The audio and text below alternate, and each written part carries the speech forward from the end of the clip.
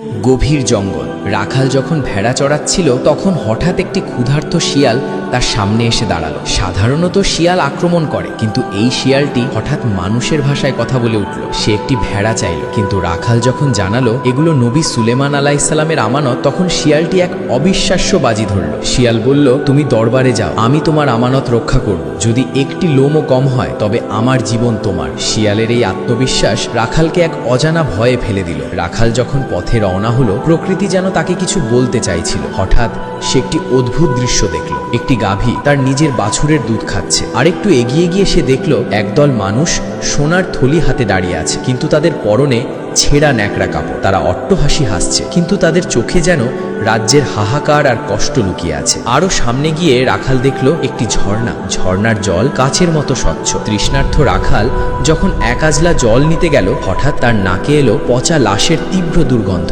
সে ভয় আর ঘৃণায় বমি করে পিছিয়ে এলো। অবশেষে রাখাল পৌঁছলো নবী সুলেমান আলাইহিসসালামের দরবারে। সব কথা শোনার পর নবী মুচকি হেসে বললেন, ওহে রাখাল, তুমি যা দেখেছ তা কোনো সাধারণ দৃশ্য নয়। এগুলো হলো আখেরি জামানার প্রতিচ্ছবি। যে গাভী নিজের বাছুরের দুধ খাচ্ছিল, এটি সেই সময়ের প্রতীক যখন মায়েরা নিজের সন্তানকে দুনিয়ার স্বার্থে ব্যবহার করবে। মমতার জায়গায় আসবে মুনাফা। আর যে মানুষগুলো সোনার থলি হাতে দাঁড়িয়েছিল কিন্তু তাদের পরনে ছিল ছেঁড়া কাপড়, তারা হলো সেই সব মানুষ যারা সুদ ও হারাম উপার্জনে ধনী হয়েছে।